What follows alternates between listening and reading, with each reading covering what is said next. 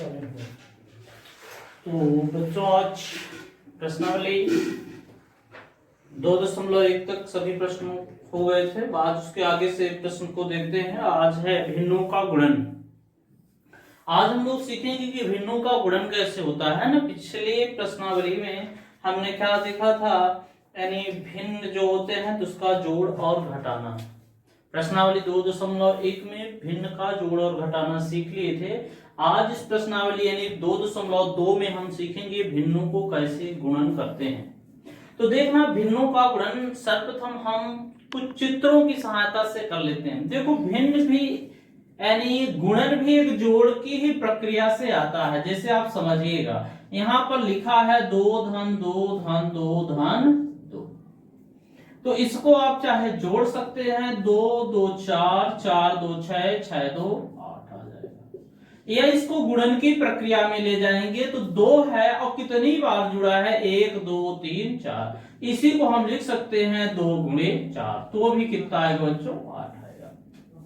तो भिन्न को भी हम ऐसे ही चित्र की प्रक्रिया से, जैसे पिछले दिनों हम देखे थे एक भिन्न का मान, जैसे मान लो बच्चों ये गोला है, इसको देखना ये है 4 हिस्से इसके बराबर हैं,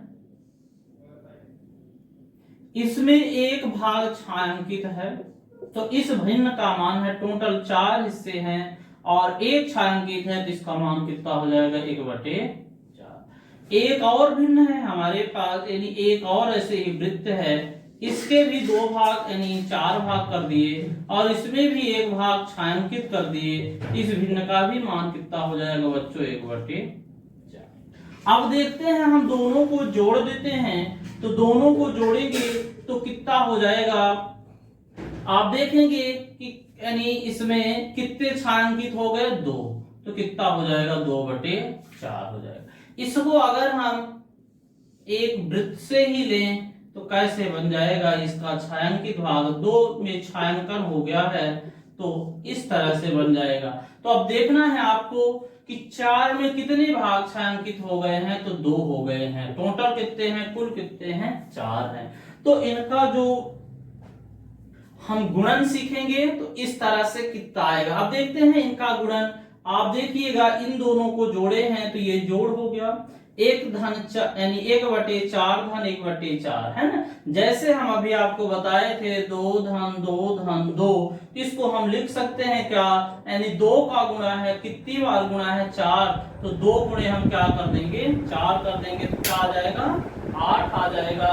उसी तरह से इसको भी हम क्या करते हैं 1/4 कितनी बार आया है 2 बार, तो 2 गुणे 1/4 कितना हो जाएगा 4 हो जाएगा। इसका इसमें गुणा हो जाएगा 2 1 2, तो 2/4 कितना आ जाएगा बच्चों 4 आ जाएगा। तो भिन्न का जोड़ भी हम चित्र की सहायता से कर सकते हैं। इसके अलावा भी यानी इसका जोड़ सरल ही है, कुछ कठिन नहीं है, यानी चित्र की सहायता से इस तरह जोड़ा जा सकता है। आप देखिएगा, जैसे 1/, मान लीजिए 3/5 लिखा है, धन 3/5 लिखा है, धन 3/5, यानी वही संख्या कितनी बार है 3 बार है, जिसको हम क्या लिख देंगे 3 गुणे 3/5 लिख देंगे।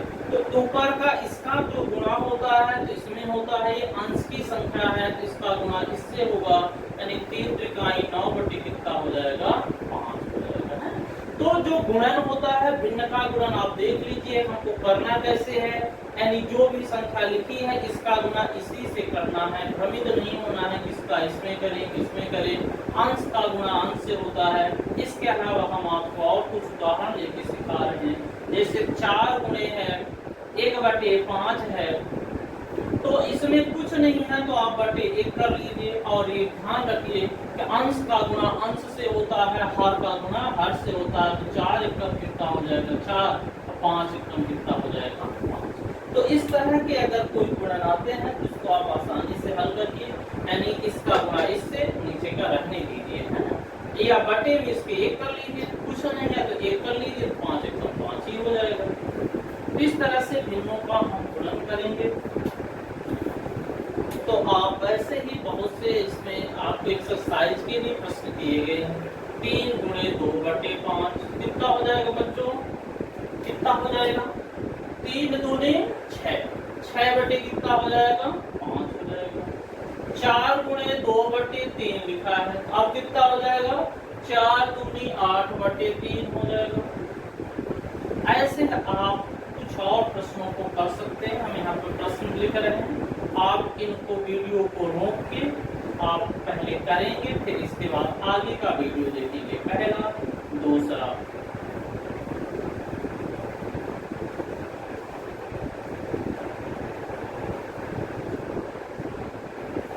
इन 3 प्रश्नों को पहले आपको हल करना है, इसके बाद वीडियो को रोक लेना है, फिर इसके बाद आगे को समझना है।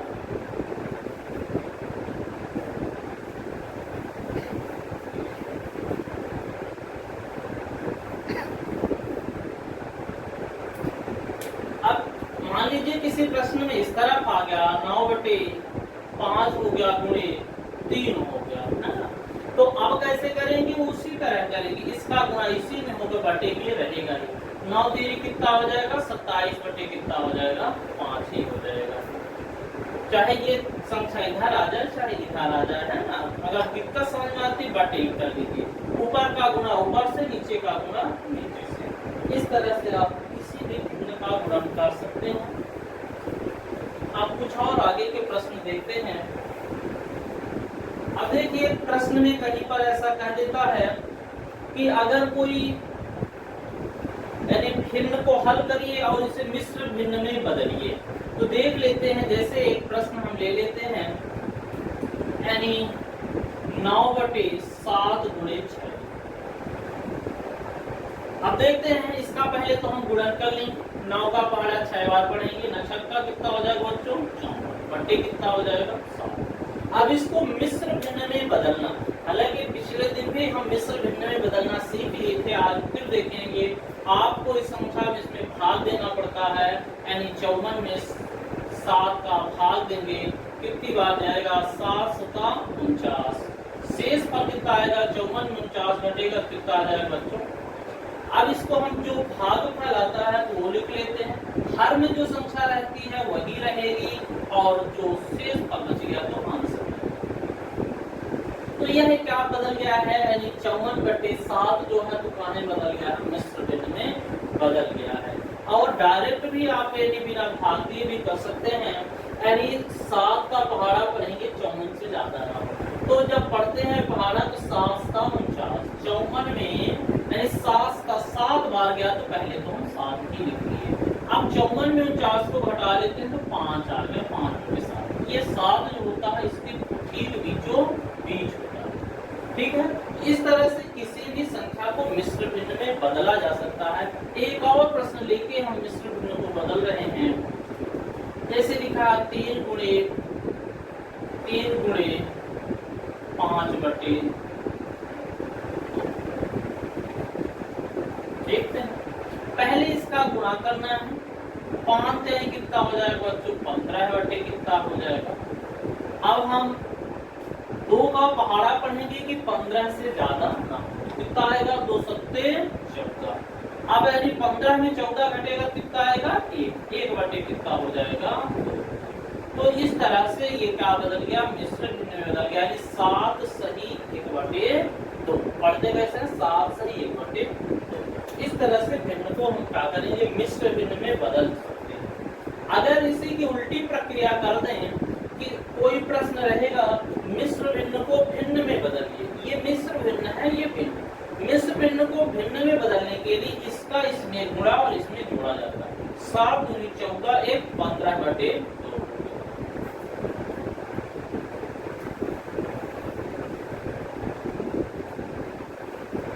अब हम देखते हैं भिन्न को का के रूप में हल करना। भिन्न को है ना गुणन, यानी भिन्न को का के रूप में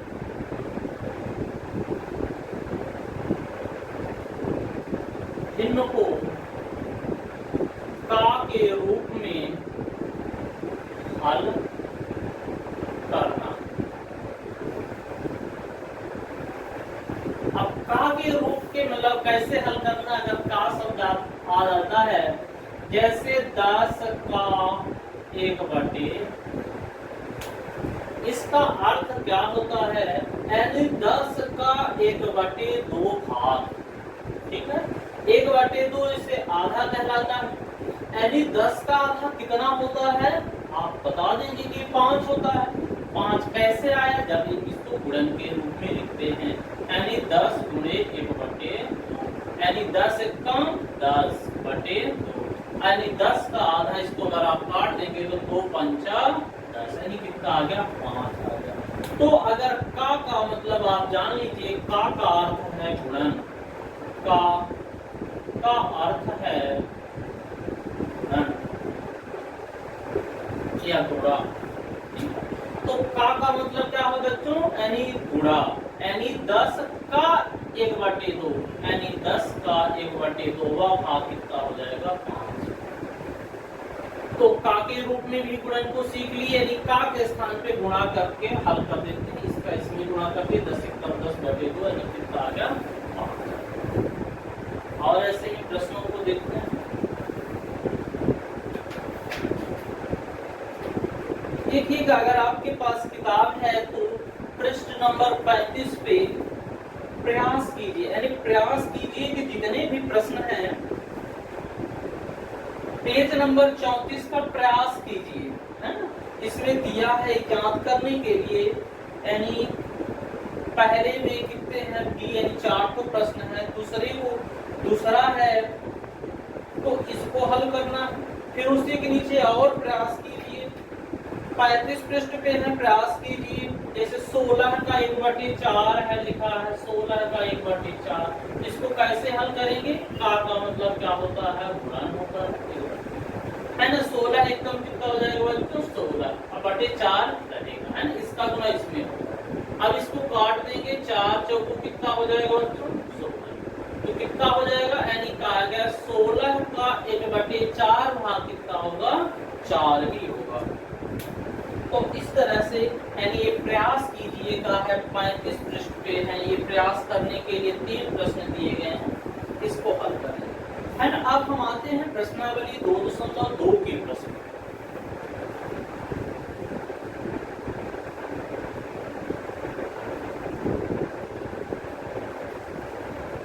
प्रश्नावली 2.2